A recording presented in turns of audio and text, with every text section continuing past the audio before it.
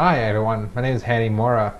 I've been blogging for about 2 years now, and finally getting the swing of things. I'm getting used to blogging and learning from Steve how to generate leads. So my blog is about video. I give online video tips.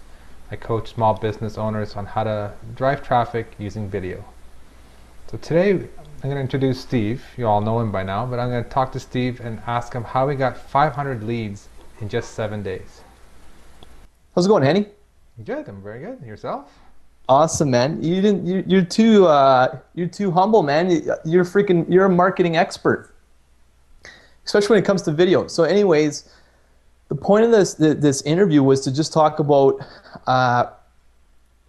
like a lead generation case study it was something I wanted to test for myself, because when it comes to driving traffic with your blog, there's probably dozens and dozens of ways to do it. And if you want to categorize it, there's streams of traffic that you can use, and then there's rivers of traffic. So what I want to talk about is one actual strategy that's brought me rivers of traffic, and every time I use it, it works, and it's reproducible and brings me more rivers of traffic, and it's called guest writing. And using the strategy, I actually was able to bring 500 new leads in 7 days. So the way that this works is, and let me just clear up any misconceptions, because I know there's a lot of coaches out there that blog, and some of them just have websites.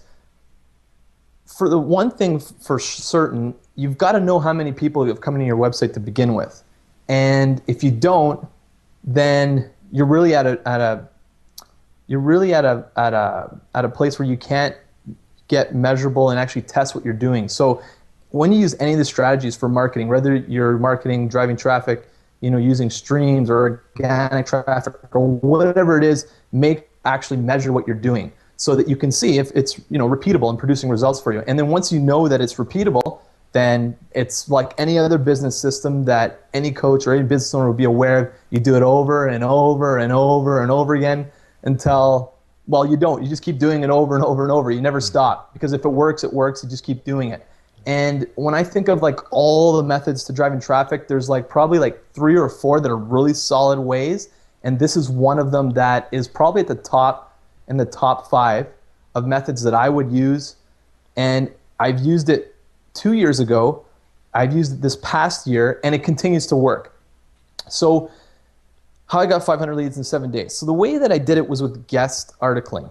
And so guest articling is really where you take an article that you've written and you get it published on another blog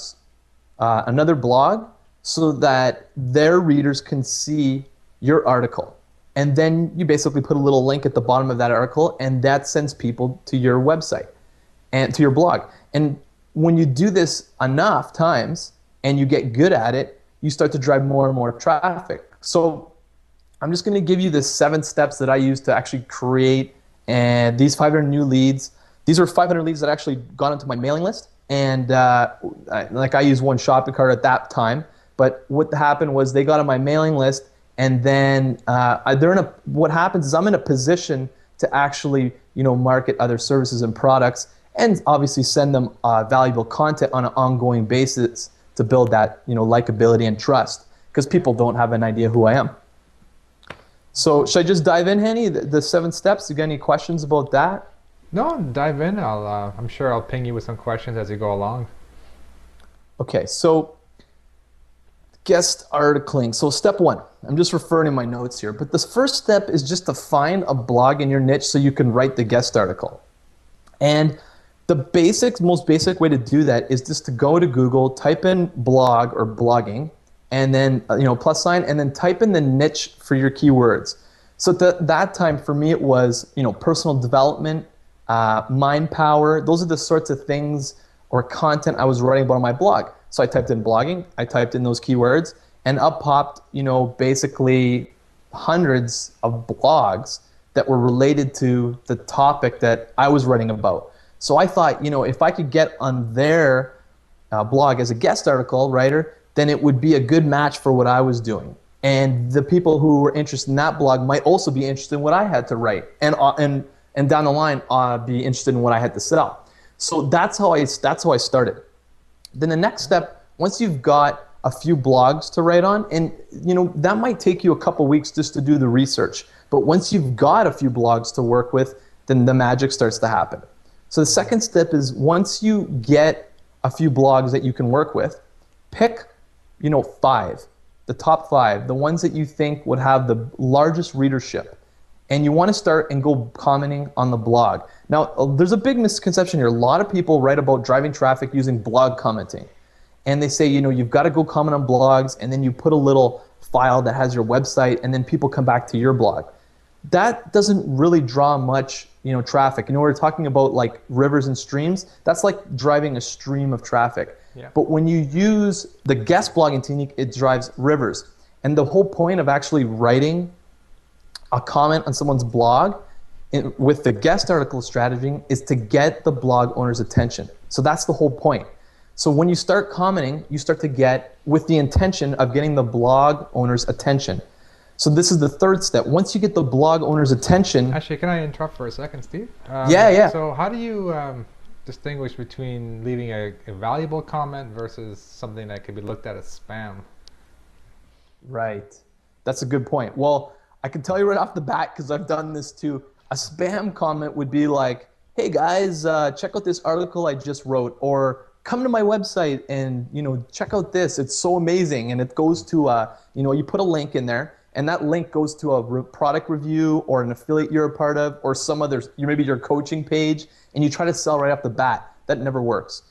Okay. So that would be considered a spam comment. Like somewhere when you contribute to that blog, you want to offer some sort of value.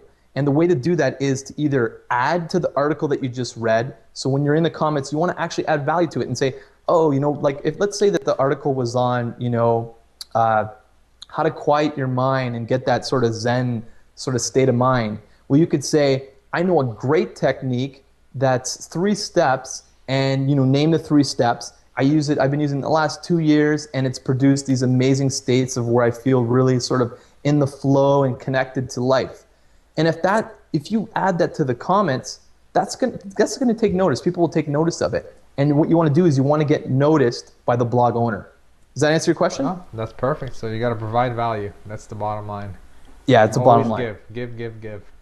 Yeah, and that's with all these techniques is like at the very beginning, you're just giving and giving and giving. Okay, great. So that's the first 3 steps. So the first 2 steps. The third step is once you get the blog owner's attention, you want to send them a quick email to introduce yourself and tell them who you are.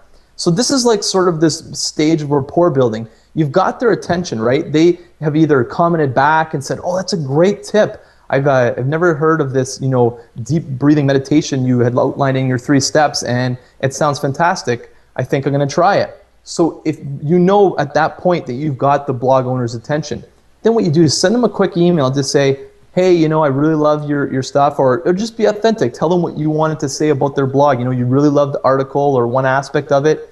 And just say, my name is, Steve or Joe or whoever you are. I'm a coach and I'm at this blog, and that's it. So you don't sell anything. You don't ask to write an article. That's it. You just make the connection. And you've done this as well, Hanny, right? Yeah, I was going to say I've done this. You taught me this trick earlier, and it really works. You just talk to them, introduce yourself, be straight to the point, and nice short email. And I was surprised. I was always a little bit shy to ask by email. But I've actually got some very good response, and it really works. And people are out there to help, and people any chance they can help you, they will help you out. So the story that I learned here is don't be shy. Don't be shy to ask. So. And what's really interesting is that I remember when we first started talking about this, you had mentioned to me, you said, well, that guy's a competitor, and this guy's a competitor, or this guy. And remember we had that conversation? Yeah.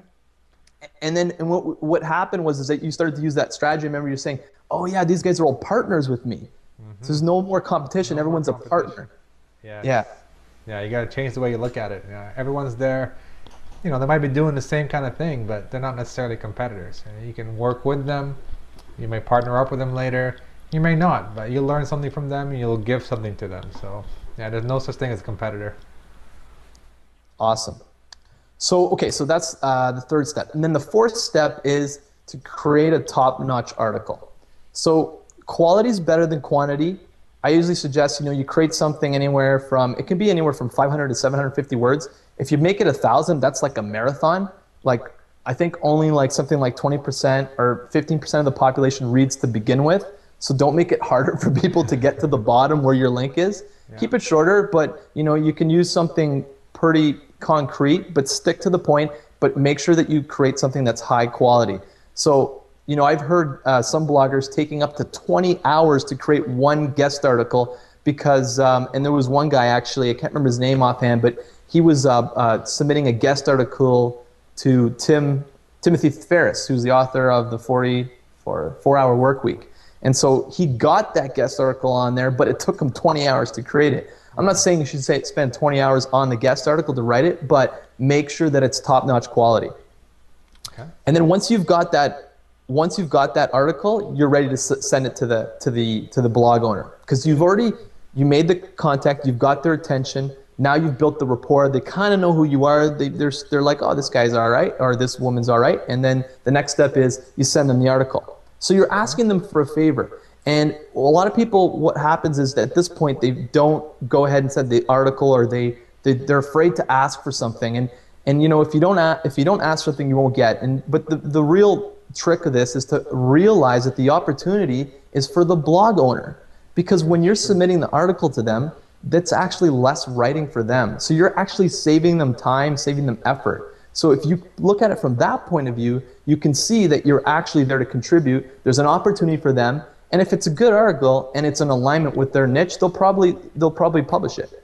Yeah, I've seen some newsletters that I subscribe to, and they actually, the owner actually said, I'm looking for people to submit articles for my website. So you're absolutely right. It's a time saver for them. They'll get valuable content, and they don't have to do the work. So it's a win-win. Everyone wins. That's right. I had a question actually. Do you recommend taking an existing article that you've written before, or writing one from scratch, an original? What a lot of blogs, what happens is they'll basically, some of them actually have areas where you can submit guest articles, and they'll have outline the rules. So I'd really pay attention what their sort of rules are. Most blogs will tell you that they only want original content, never something that's been published more than once somewhere else. So if you do have something original, that's best.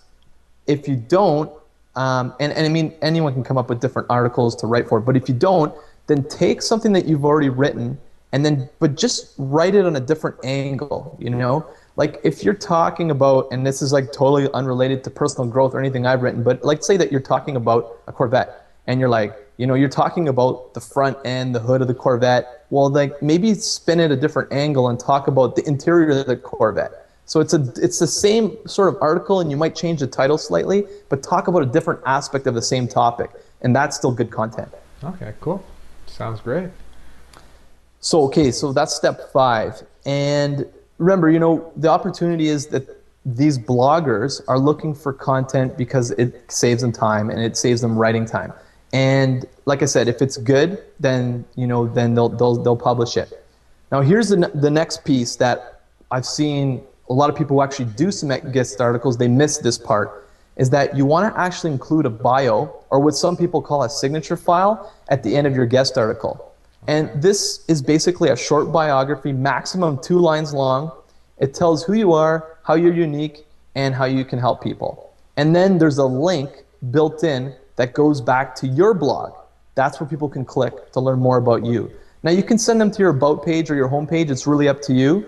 But ideally, you would like to send them to a place where they can take an action, either to subscribe to your blog or subscribe to your newsletter, so they can learn more about what you do. And that's the greatest feature of this whole strategy, is being able to introduce people, to yourself, to a new audience, and get clicks back to your blog, and then build your email list. So that's step 6.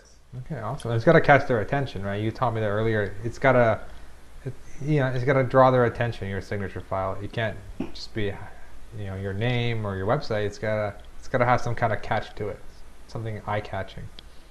Yeah, and that's where your target market comes in. And I know we won't be talking about that today, but it's if you're dealing with plumbers, then you want to talk to them about something that's important to them, and you want to address that in your byline so that it attracts them, it gets them thinking, and then it gets them to take that action. So just something that's catchy to your target market. Good point, Annie. I forgot about that. Awesome.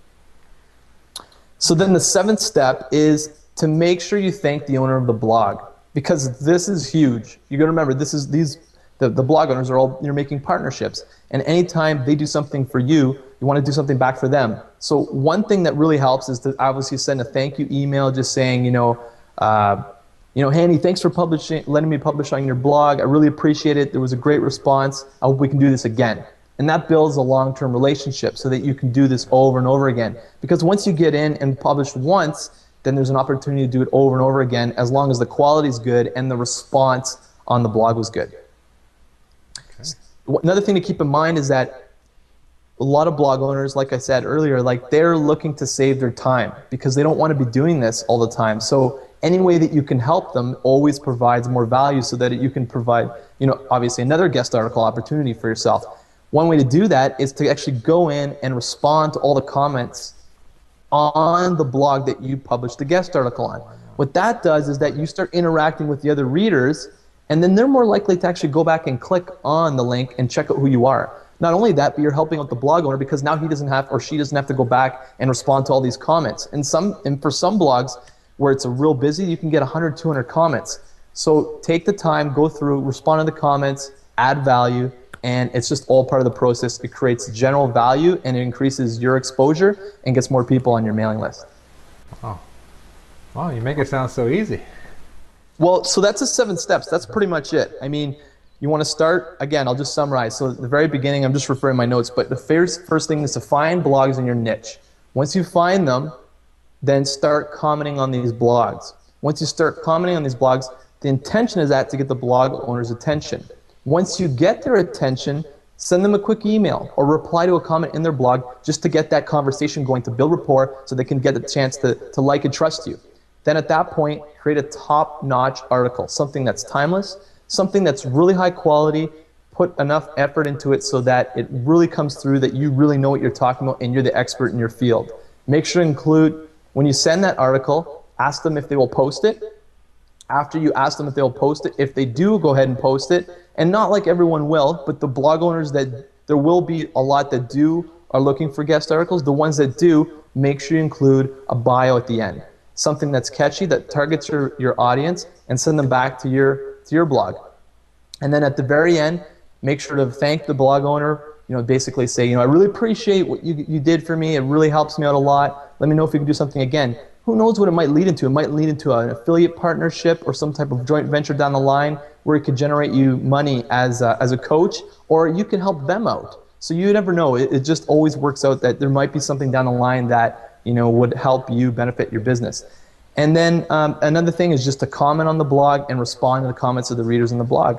And there's your 7 steps for guest articling, and it's a fantastic strategy. I've used it quite a bit. I've continued to use it, and it's a great strategy if you want to get nice, solid rivers of traffic.